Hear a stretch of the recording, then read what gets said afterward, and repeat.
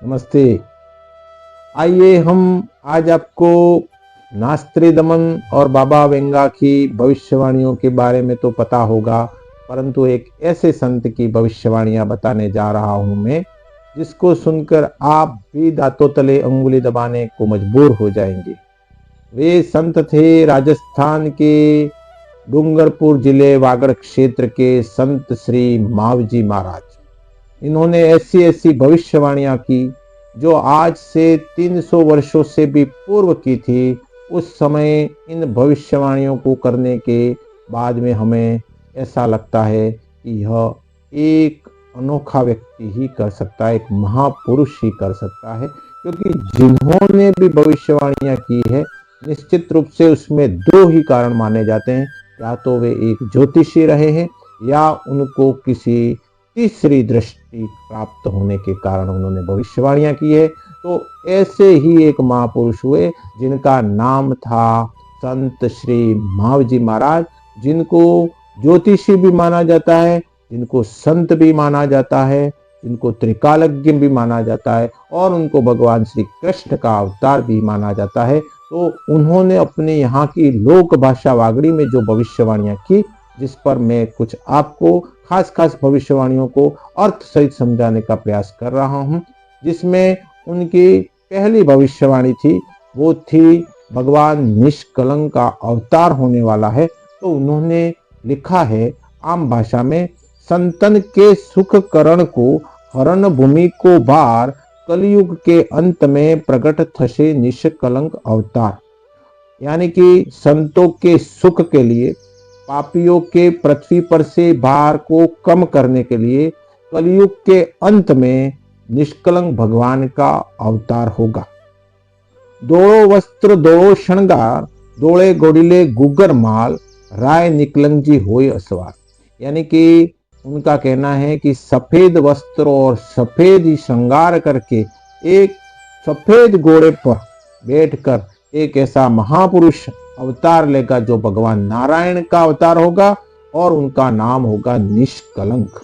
बोलो देश में नारायण जुन्नु निष्कलंक नाम, क्षेत्र साबलापुरी पाटन गांव। यानी साबलपुरी गांव में वह एक महापुरुष जन्म लेगा।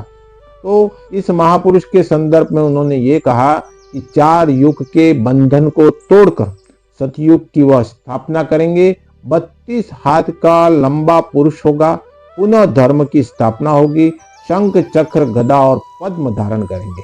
साथ में उन्होंने इसी भविष्यवाणी में जोड़ते हुए लिखा कि भक्तारो तारण आवसी, संतारो तारण आवसी, पाचा से प्रहलाद आवसी ने साथे हरिश्चंद्र आवसी। यानी भक्तों को तारने के लिए, संतों को तारने के लिए ये निष्कलंक अवतार लेंगे। उनके साथ में प्रहलाद और हरिश्चंद्र भी पुनर्जन्म लेंगे। और उन्होंने लिखा कि सफेद घोड़े निकलंग पहले मावसी आवजे। यानी कि सफेद घोड़े पे निष्कलंक आएंगे, परंतु उसके पहले मावजी महाराज आएंगे। और उन्होंने स्वयं के बारे में लिखा। फिर उन्होंने आगे की मावजी महाराज के बाद की गादी पर बैठने वालों के नाम भी दिए कि उदयानंद जी पसी गादी ना रखवाड़ी मेल से, महाराज बनाव से मावजी, जितियानंद जी परमानंद जी, कमलानंद जी देवानंद जी, सूरानंद जी अच्युतानंद जी आवसी। तो इन्होंने अब तक के जो संत आने वाले हैं उस गादी पर बैठने वाले, जो भगवान निष्कलंक के अवतार से पूर्व प्रचार करेंगे कि निष्कलंक का अवतार होने वाला, उनके नाम भी उन्होंने 300 वर्ष पहले लिख दिए। कैसे अद्भुत संत और महापुरुष हुए आप जानते। कुछ छोटे छोटे और उनकी भविष्यवाणी जो आम जन में भी बहुत प्रसिद्ध है, जिसको मैं अर्थ के सहित आपको समझाऊंगा, आप ध्यान देंगे। हर मगरे हर नगरे नेसन चढ़ से, यानी कि हर गांव में और हर शहर में ऐसे ऐसे अलग अलग धर्मों के ध्वज आ जाएंगे और झंडे वहां लटकाए जाएंगे। और हम अभी देख रहे हैं और आने वाले समय में भी देखेंगे कि अलग अलग ध्वजाएं हर जगह फैलेगी पूरे देश में। पानी में थकी लायर उपज से, पानी के अंदर लाय लगेगी, यानी पानी के अंदर भी आग लगेगी। ऐसे यंत्र हम देखेंगे और हम देख ही रहे हैं। आज युद्ध भी हो रहा है और पानी के अंदर पनडुब्बियों के द्वारा पानी के अंदर बड़ी बड़ी बोटें चल रही है। अनदेखी बात दृष्टा दृष्टि जो हो से, ऐसी बातें सुनने को मिलेगी जिनका कोई आधार नहीं है, कोई सबूत नहीं है। सिर्फ हम ऐसी ऐसी चीजों को सुनेंगे और ऐसे ऐसे दृश्य देखेंगे जो हमको बहुत आश्चर्य में डालेंगे। 14 लोक में पाखंडी पड़ से, यानी कि सभी जगह पाखंड बढ़ जाने वाला है, चाहे वो धर्म के नाम का हो, चाहे वो दूसरी बातों का हो, पाखंडी लोग हर जगह मिल जाएंगे। समुद्र तीरे कर्षण कमासे, यानी कि किसान को समुद्र के किनारे से कृषि करने को मिलेगी और वहां अपनी कमाई करेंगे। आज मछली उत्पादन, दूसरे बहुत सारे तरीके से समुद्र के माध्यम से एक देश से दूसरे देश में व्यापार भी हो रहा है, जो उनकी भविष्यवाणी बताती है। बड़द ने सिर थकी बाहर उतर से, यानी कि बैल के सिर पर से बाहर उतर जाए। आज हमारे नए नए वाहन आ गए, नए नए तरीकों से। पहले बैलगाड़ी चलती थी, वो बंद हो गई। हल बैल चलाते थे, वो बंद हो गए। आज कृषि के यंत्र आ गए, यानी बैल के सिर से बाहर उतर जाएगा। 300 वर्ष पहले उन्होंने बताया था और वास्तव में आज बैल का उपयोग बहुत खत्म होने लग गया। ऊंट साड़ी दोनों जोड़े बंधा से, ऊंट और बकरी एक साथ बंधकर एक ही जगह पर रहेंगे, खुशी से रहेंगे। सगा भाई भाले रम से, यानी कि दो सगे भाई होंगे, वो आपस में लड़ेंगे। साड़ा बंदेवी तो बा आली मल से, यानी कि साला और बंदवी दोनों आपस में मिलकर रहेंगे, परंतु भाई भाई आपस में लड़ेंगे। ऐसा कलयुग में होगा। हिंदू मुस्लिम पाथरे वैसे एक थाली में जीमण जीमास, यानी कि अलग अलग धर्मों के लोग एक जगह बैठकर आपस में मिलजुल कर भी रहेंगे, ऐसा देखने को मिलेगा। वर्णा वर्णनो सांसो रे मठ से, यानी कि जाति वर्ण का भेदभाव समाप्त हो जाएगा। उत्तम क्रिया मध्यम कर से, नहीं मध्यम क्रिया उत्तम कर से, यानी कि जो अच्छे और उत्कृष्ट कार्य करने वाले, अच्छे और उत्कृष्ट वर्ग के लोग मध्यम कार्य करेंगे जो उनको नहीं करने, और मध्यम वर्ग के लोग उत्कृष्ट कार्य करने लग जाएंगे। अपने कर्म में इस तरह का अंतर आने लग जाएगा। आज हर वर्ग, हर जाति का व्यक्ति IAS RAS बड़े बड़े पदों पर जा रहा है, नेता बन रहा है, और जो बड़े बड़े लोग थे वो छोटे छोटे काम भी करने लग गए हैं। तो ये इस तरह से उनकी भविष्यवाणी थी। न्यात रे पर न्यात नोतरा था से, यानी कि शादी ब्याह और अन्य दूसरे कार्यक्रमों में एक जाति का व्यक्ति दूसरे जाति को भी बुलाएगा।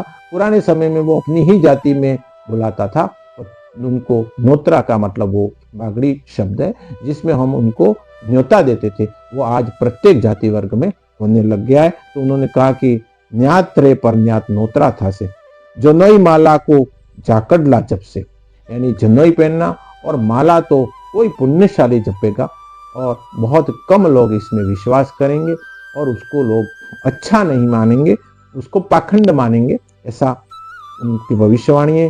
देश मद्रास थकी धान उतर से, गेहूं ने चोखा घणमा मलस, यानी कि मद्रास यानी उस समय वागड़ से बहुत दूर माना जाता था, तो दूसरी जगह से यहाँ पर धान उतर से, यानी कि अन्न आएगा खाने के लिए, और गेहूं और चावल घणमा मल से, यानी गिनकर मिलेंगे, और आज वास्तव में तोलकर उनकी फिक्स मात्रा में दिया जाता है। और आने वाले समय में हो सकता है उसको गिन भी सकते हैं, वो समय भी हम देख सकते हैं। उनकी अगली भविष्यवाणी है, दोरिया दोरिये दीवा बरसे, यानी कि उस जमाने में किसी को पता नहीं था कि एक वायर यानी कि डोरी जैसा होगा, उस पे एक लट्टू लटकेगा और उसके माध्यम से एक दीपक जलेगा। और हम आज देख रहे हैं कि हमारे विद्युत उपकरण जो एक डोरी के ही कह सकते हैं, जिसके माध्यम से दीपक जल रहे हैं और पंखे चल रहे हैं। तो इन्होंने अपने तरीके से भविष्यवाणी की वागड़ी में। बेत में थकी बबूका फुर से, बेत यानी कि दीवार, बबूका यानी अंदर से पानी आएगा। तो आज हम देख रहे हैं, कल्पना भी नहीं थी किसी को नल के माध्यम से दीवारों में पानी आएगा, और आज वो बात सत्य सिद्ध हुई।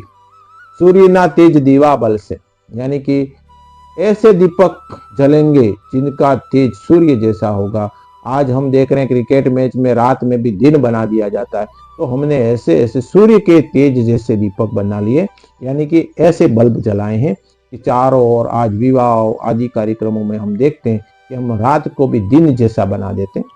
आबूदरा में रेत हो से, यानी कि आबूदरा बेनेश्वर धाम जहाँ सोम माही जाकम नदियों का संगम का स्थान है, आबूदरा बहुत गहरा माना जाता है, परंतु उन्होंने लिखा कि वहां पर भी एक दिन रेत दिखेगी, पानी सूख जाएगा, और वास्तव में नदियों में पानी कम होता जा रहा है। तो ये उन्होंने पहले से ही चिंता व्यक्त कर दी कि नदियों में पानी नहीं रहेगा और सिर्फ रेत ही रेत दिखने मिलेगी, वो दिन भी आपके आएंगे।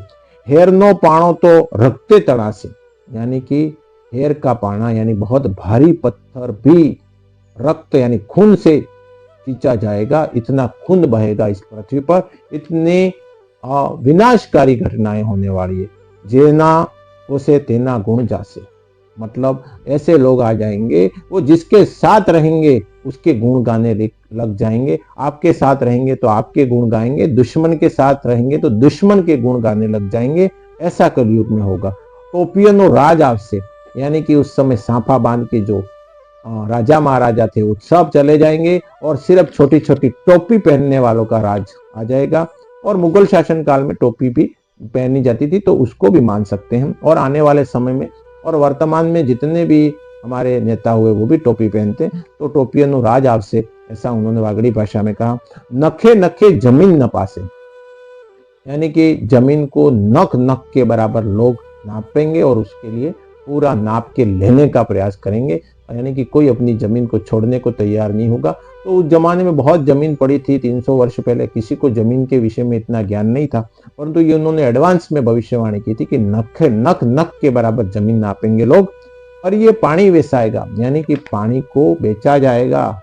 जिस समय नदियों में तालाबों में पानी ही पानी होता था, परंतु आज हम देख रहे हैं ये बात जब उस समय के लोगों ने सुनी तो उन्होंने कहा कि माँ जी महाराज पागल हो गए, कैसी बातें कर रहे हैं, पानी को कौन बेचेगा। परंतु आज हम देख रहे हैं बोतलों में बंद करके पानी बेचा जा रहा है। वायरे बात होवेगा, यानी कि हवा में बातें होगी। आज मोबाइल को हम सब जानते हैं। जमीन आसमान का पर्दा टूटेगा, यानी कि आसमान से और जमीन के बीच में मनुष्य के लिए कोई अंतर नहीं रहेगा। उसको कई तरह से अर्थ निकाले जा रहे हैं। कोई कह रहा है ओजोन परत का छिद्र हो रहा है इसलिए कहा गया है। कोई कह रहा है कि मनुष्य आकाश में विचरण कर रहा है, यानी इसके लिए आकाश में जाना भी सरल हो जाएगा। मनुष्य चंद्रमा पर पहुंच गया तो जमीन आसमान का पर्दा टूट गया। धरती तो तांबा वर्णी होसी, यानी कि पृथ्वी का रंग लाल हो जाएगा और ये तांबे जैसी हो जाएगी। साथ में पर्वत गरीने पानी होसे, यानी पर्वतों को काट दिया जाएगा। बड़े से बड़े पत्थर पर्वत भी काट कर वहां पानी जैसे बन जाएंगे, यानी मनुष्य के आगे पर्वत की भी कोई ताकत नहीं रहेगी। तो आज हम देख रहे हैं पर्वतों को काट काट कर रास्ते निकाले जा रहे हैं। पूरब पश्चिम बाज से सर्वे वाणी फरसी रे, यानी कि पूरब और पश्चिम यानी कि पूरब और पश्चिम की सभी जगह संस्कृति एक हो जाएगी, सभी जगह वाणी और बात एक दूसरे का मेल जोल बढ़ जाएगा। और उनकी एक भविष्यवाणी और थी, लसाड़ा पानी मारते मोटू पुल बंदा से, यानी कि लसाड़ा वहां बेणेश्वर के पास में गांव है, उस पे एक बड़ा पुल बंधेगा। उस समय पुल नहीं थे और पानी के ऊपर पुल बंधाना, उसके बाद पूरे देश में हम देख रहे हैं, मतलब उन्होंने एडवांस में ये बताया था कि बड़े बड़े पुल बनेंगे। तो ये मावजी महाराज ने उस जमाने की बहुत बड़ी और आश्चर्यजनक भविष्यवाणी को अगलवाणी के नाम से जाना जाता है। जय महाराज।